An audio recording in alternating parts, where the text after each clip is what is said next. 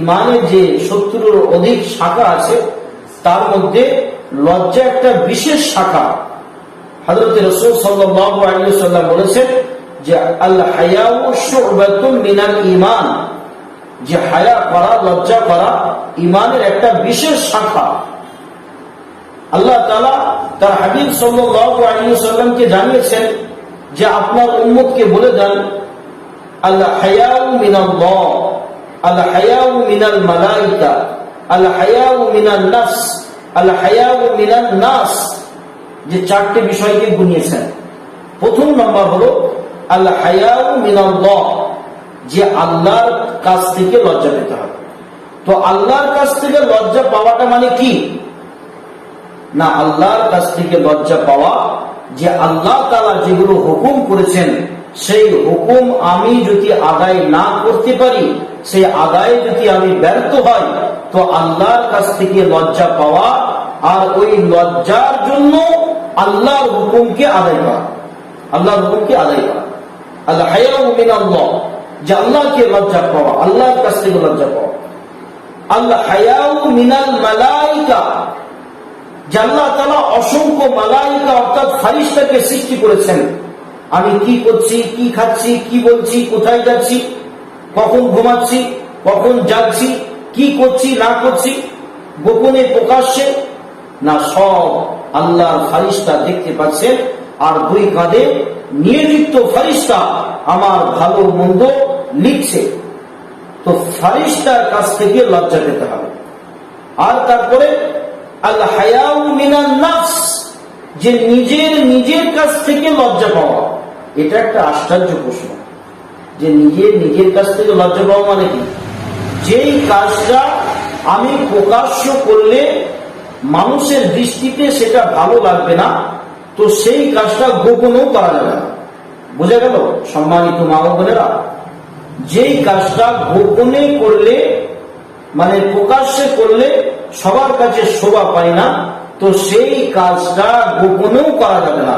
অর্থাৎ আল হায়াউ মিনান নাফস, যে নিজের থেকে লজ্জা পাওয়া। আর 4 নম্বর হলো আল হায়াউ মিনান নাস, যে পৃথিবীর মানুষের কাছ থেকেও লজ্জা পেতে হবে। অনেক মহিলারা বলে, অনেক মেয়েদেরকে বললে যে তোরা পর্দা কর, পর্দা কর। অনেক মেয়েরা বলে যে মনের পর্দা তো বড় পর্দা। কি বলে? যে মনের পর্দা তো বড় পর্দা, আবার পর্দা কেন করতে হবে না? সম্মানিত মা ও বোনেরা, না মানুষের কাছ থেকেও লজ্জা পেতে হবে বলে এর মানে হলো যে মানুষের কাছ থেকেও কিছু লজ্জাবোধ করতে হবে। যে এমন ঝগড়াঝাটি করছি, মানুষ যাতায়াত করছে, তো সেই মানুষটাকে আমাকে ভালো বলবে যে দেখেছো মেয়ে মানুষ হয়ে কেমন ঝগড়া করতে যাবে না। স্বামীর সঙ্গে মুখে মুখে তর্ক করা, গালিগালাজ করা, অনর্থক কথাবার্তা বলা, অপ্রয়োজনীয় কথাবার্তা বলা, ঠাট্টা বিদ্রুপ করা, সব সময়ের জন্য নিজের প্রতিবেশীর সঙ্গে ঝগড়া বিবাদে লিপ্ত থাকা, না এগুলো মানুষের কাছ থেকে লজ্জা পাওয়ার একটা উদাহরণ। যে এই সমস্ত বিষয় থেকে নিজেকে বাঁচাতে হবে, তার জন্য আল হায়াউ মিনান নাস, যে মানুষের কাছ থেকেও লজ্জা পেতে হবে। তো এই লজ্জা হলো ইমানের একটা দাবি, ইমানের একটা মানে অংশ। আজকে আমাদের কাছে এই সমস্ত বিষয়গুলো আছে, তো এগুলো কারা বলবে, কারা জানবে, কোথায় গেলে পাওয়া যাবে? তো সম্মানিত মা ও বোনেরা, না এমন অনেক গ্রাম ঘর শহর না এমন পড়ে আছে যে লজ্জা শরমে মাথা খেয়ে ফেলেছে, লজ্জা শরমে সব মাথা খেয়ে ফেলেছে।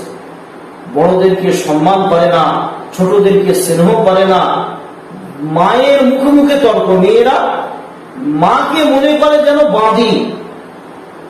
আমার নিজের মেয়ে, সে আমাকে অর্ডার করে, সে আমাকে চাকরানির মতো অর্ডার করে, সে আমাকে চাকরানির মতো দেখে, যেন মা তার গোলাম, মা তার বাঁধি। কিসের কারণ হয়েছে না? লজ্জা শরম উঠে গেছে।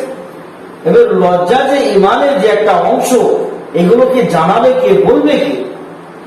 সম্মানিত মা ও বোনেরা, এমন হাজারো ঘর আছে যে মেয়ে মায়ে সম্পর্ক ভালো নেই, মেয়ে মায়ে সম্পর্ক ভালো নেই, সন্তানের সঙ্গে মায়ের সম্পর্ক ভালো নেই, বা স্বামীর সঙ্গে আমার সম্পর্ক ভালো নেই।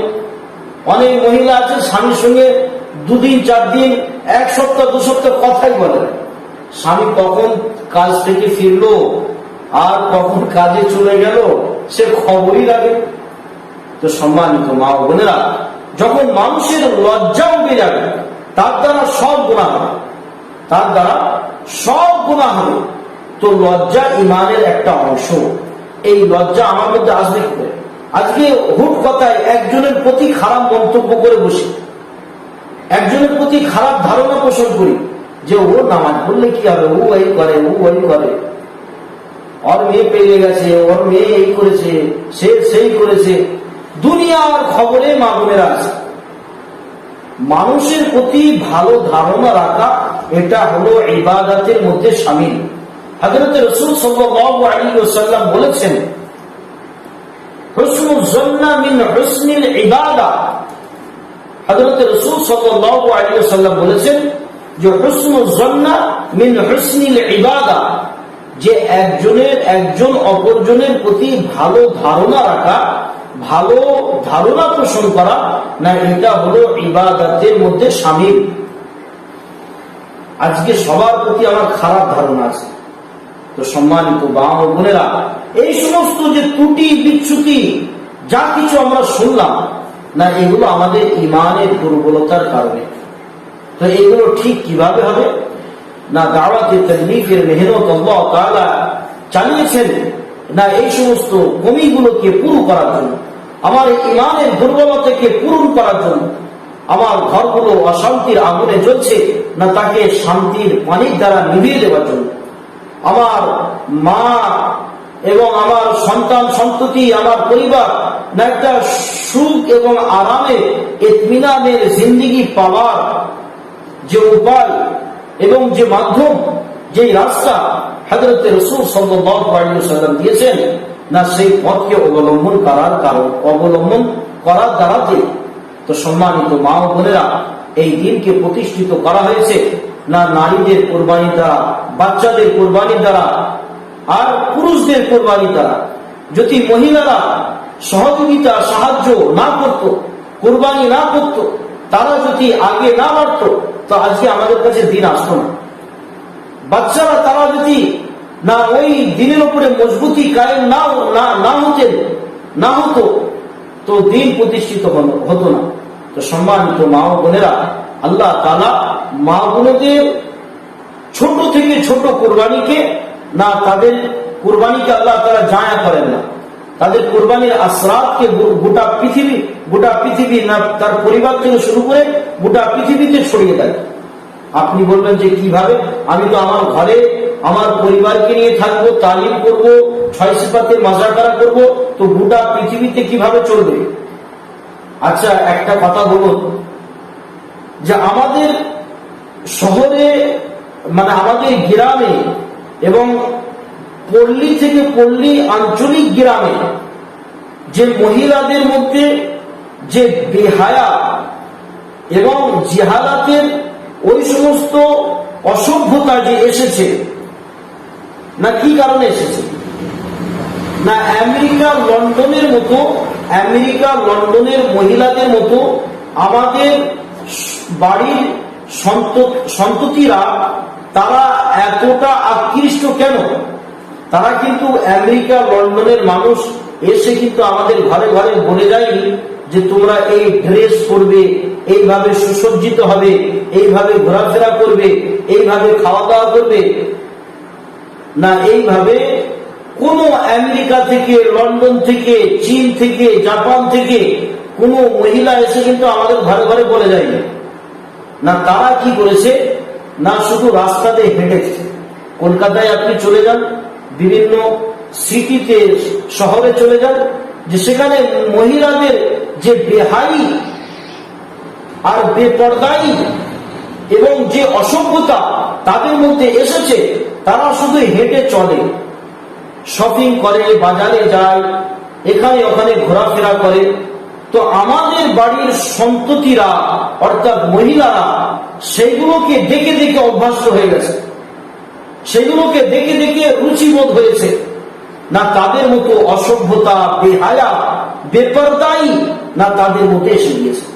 তো সম্মানিত মা ও বোনেরা, আমরাও যখন পর্দাশীল হয়ে, আমরাও যখন আখলাক নিয়ে, লজ্জাশীলতা নিয়ে, ভদ্রতা, সভ্যতা নিয়ে আমরাও যখন শপিং মলে, বাজারে, হাটে বা বিভিন্ন জায়গায় আমাদের প্রয়োজন বোধে আমরা রাস্তাঘাটে চলাফেরা করব, ডাক্তার বাড়ি যাব, কুটুম বাড়ি যাব, মেহমান বাড়ি যাব, না এই লজ্জাশীলতা এবং এর বিনয়ী এইগুলোকে দিকে না গোটা পৃথিবীতে না এই আসরাতকে আল্লাহ তাআলা পৌঁছে দেবেন। যেমন লন্ডন, আমেরিকা থেকে মহিলারা এসে আমার ঘরে ঘরে বলে যায়নি, তারা খালি চলাফেরা করেছে, হাঁটা চলা করেছে, তার প্রতি আকৃষ্ট হয়ে আমাদের সন্ততিরা না সেই রুচিবোধ নিজেদেরকে বানিয়েছে।